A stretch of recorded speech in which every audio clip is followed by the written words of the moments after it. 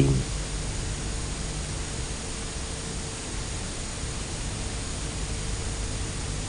Take the short end of the suture in the hand that you will be using for tying, and if it is away from you, we'll use the index finger knot.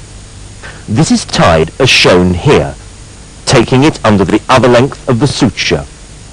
Then go back, use the middle finger knot, and then snug down. And once again, we see the classic reef knot picture. We will now tie one in slow motion. Take the shorter end and tie the index finger knot as seen here, bringing the black suture under the white one, and then securing and snugging down by pulling the black end towards you.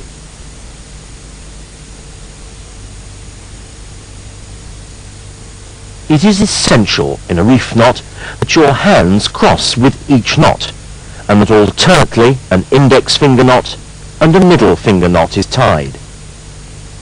Here is the middle finger knot being tied, and this time the black end of the suture is taken away from you as you tie it down.